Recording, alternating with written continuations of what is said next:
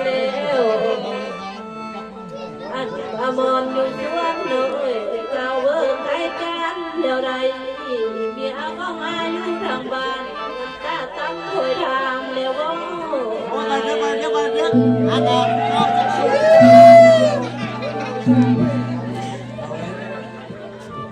แต่ได้เต่าเองโอ้ยน้อยเอ้ยเดิมก็เดิมมาแล้วไอ้เบาหมอลำมือ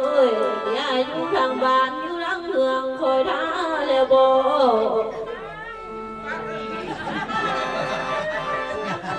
ไอ้แม่จ้าลำโลเมียของไอ้ยายเมื่อแล้วบ่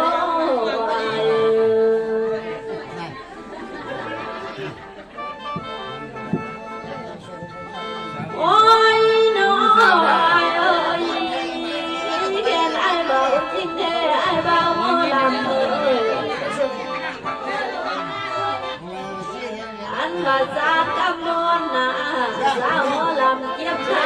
เด้ออันมาพาแล้วบุกดอกเก็บชาอยู่เรียบทองแล้วเด้อไอ้เด้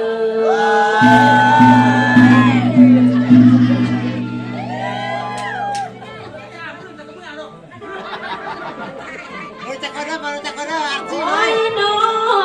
ยเอ้ยไอ้ก็เมื่อบ่นอเมื่อนำนางเราเบิ่งจนแม่ไอ้เอ้ยเมื่อนำสาวแม่ไม้แม่หานางลาก็เป็นนักไอ้นา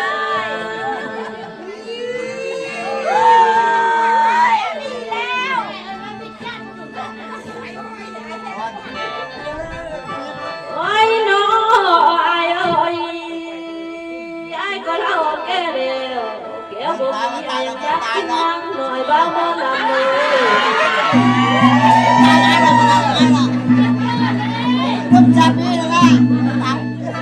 อันว่าหัวใจอยากเลยพระเจ้าลมสาวน้อยหน่อย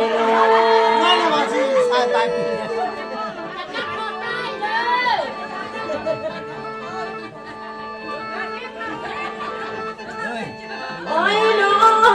ยเอ้ยไอ้กินนั่งมันบนนิ่มบกซ้อนก้อนเมียสายเด้อไอ้เด้อ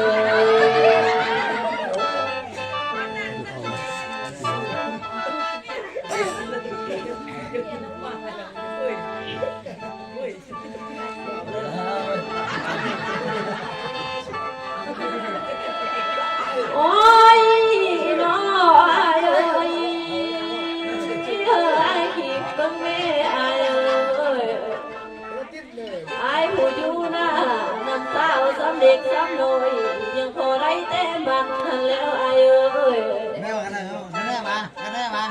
ไอ้ผู้อยู่น้ำตาสำเด็กสำน้อยพอได้แต่ม้วนแล้วอันว่าจำเป็นเหลวต้นที่อายก็คอยเต้ามาเหืองอายได้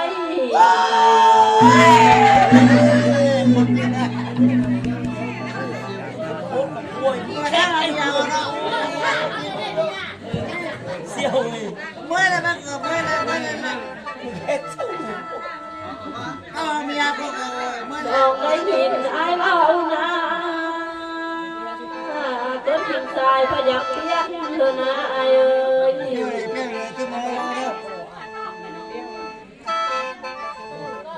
ต้องได้ยินสายเอาน้ำของข่าวถูกสิ่งย่างมาได้ไอ้เ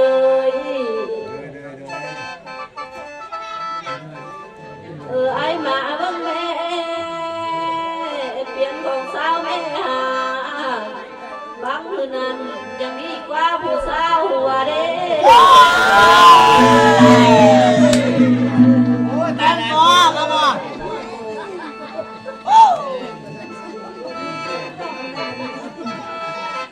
โอ้ยน้องน้องนี่ทำมาหัวที่เธอหน้าไอ้บ้าโมดเลย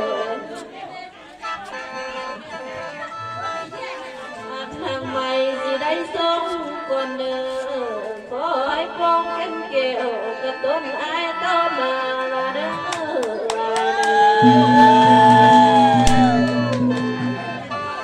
โอ้ยน้อรักเลยก้อยก็คงจะเนื้อเจ้าสะดางเมื่อน้องเอ๋ยแม่เทเลวสิขอบนางมาว่าเทเลวai mà sợ ai mà sợ ai mà อาลีลาให้ไว้นางน้องใจดีสายจริงความคนงามบางเทื่อนางยานไปถึงโตน้องเป็นหล่นที่ตนอายซ้อมบ่เป็นแต่แล้วน้องแล mẹ cái mẹ một cái mà เมื่อน้องเอ๋ยอายเคยตัวสนองแท้แล้วน้องมาขับแต่ตัวข้างให้ก็จะงองเอ็ดมาก็เหลือใจตั้งงานแล้วสายกี่ตัวสนองแท้แล้วน้องก็ขับแต่ตัวดำก็ยังรักเก็บปีแท้น้องน้องมาขับใจสายเบาเสื้อขาวกับแก้มมันนี่คือบ่ได้ความเหลือก็เหลือใจเจ้าแล้วน้องแล้ว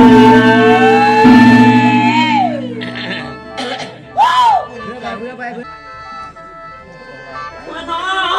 งเอ๋ยเฮ็ดได้แต่น้องตกกระเชิญเธอปั้นน้องนะน้อง Phương của Giang Mai thì bảo nó xả cái hàng của nó lắm tôi rồi thì Phương cứ cắt สิขันมาปั้นน้ำใหญ่น้องลาน้อง thì Phương buồn mai thì làm to xả cái hàng thì xin nữa rồi thì Phương pha ตกกระเชิญได้ปั้มต้นไม้ใหญ่มีพี่นะน้อง mẹ nó kìa kìa vừa khoan đi qua cà phê cái hàng ตกกระเชิญได้ลำหน้านำสาวคนดีคนงามปักตั้งมีสู้น้องลาน้อง เมื่อน้องเอ๋ยกันละมามือนี้นะดังนากันว่าต้นกินง่ายน้องเอ๋ยกันว่าเอ็ดยุดบอนให้กันบ่ได้มัดป้าพยอมมือแล้วอันนี้มามือนี้อาได้ลงเอ็ดนาบ่ได้กินข้าวอ้ายบ่ยอมแล้วน้องแล้ว ลำใส่เจ้ามือนี่บ่ได้เขาก็นอนลายบ่เบื่อสาแล้วน้องแล้วเมื่อน้องเอ๋ยกันมาฟังเราดีนะอันบอกกลับหน้าจะบ่ม้วนในนาแล้วน้องแล้ว ละสาวบ่ละมือสอบคนเฮาบ่เจอจะบ่มวนในบ้านเฮาแล้วเฮาบ่ตามมือนี่มันบ่แจ้งหูคืนซะแล้วน้องแล้ว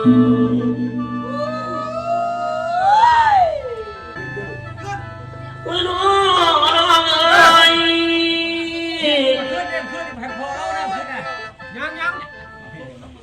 อันนี้คิดแต่เด้อน้องเอ๋ยสายนี้มาเห็นหน้าสาวคนงามมานั่งมานี่น้องเป็นยังหนอคือบ่จริงคือคำเบาจิตใจเจ้าบ่แน่นอนเด้อน้องลาน้องตอนเรากิ้งคือเมาเนื้อให้เราเหงื่อสั่งบ้านคำนางเอ๋ย สิไปเบาน้ำมุกตาเฮาเมขันน้องเบาจริงแท้ให้น้องขึ้นเมื่อบ้านไปจ้าน้ำพี่น้องสะแม่ขันเพิ่นเบาถือต้องสิตัวอาสิไปขอแล้วน้องแล้ว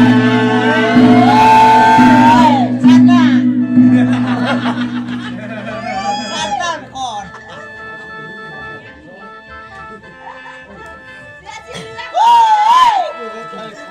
ว่าน้องเอ๋ยอ้ายก็ทุกข์ใจน้องคนง งามเอ้ย แม่นะ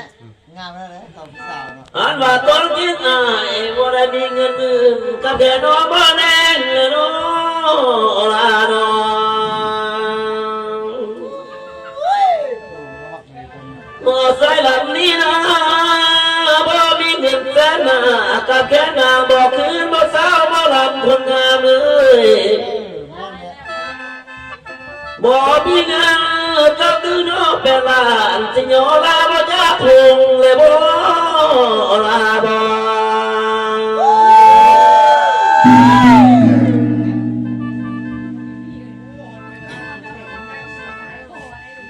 วันน้อยบ้าโมลันอยากทำสนองน้องนางน้องผู้ดังตาไว้บ่สั่งผู้ใดให้จะว่าแม่นางเอ้ย เอาไอ้บ่เนาะเอาไอ้บ่ หรือน้องสั่งสนองสิไอคิดบ่น้ำยังบ่นอสั่งให้เสียงผู้เป่าแขนนางไก่บ่นอสิสั่งให้ผู้นางลำนี่บ่ลาบ่ โอ้ยน้องเอ้ยน้องมาลำเด็กกี่น้องพัดมาบางน้องสาวน้องลำเอ้ยน้องไปพังความเพื่อจึงมาไหลเลยไอ้น้องลาน้องหรือเจ้าหนึ่งขับบ้านบ่น้องสิขับเมืองพัดมาเจ้าบ่น้อง วัน บ่แก่เพื่อนป้าก็หูสิบนเจ้าพระสลึมละน้อลาน้อง แม่เพื่อนมาทำของอาบุเด้อ เมื่อน้องเอ้ยกันลันมาหอนี้น้อนาสิทำไมไอ้สิสมคนเออ ยัน สาวไอ้น้องน้องสิลำเกี่ยวก็ไปเด้อน้องเอ้ย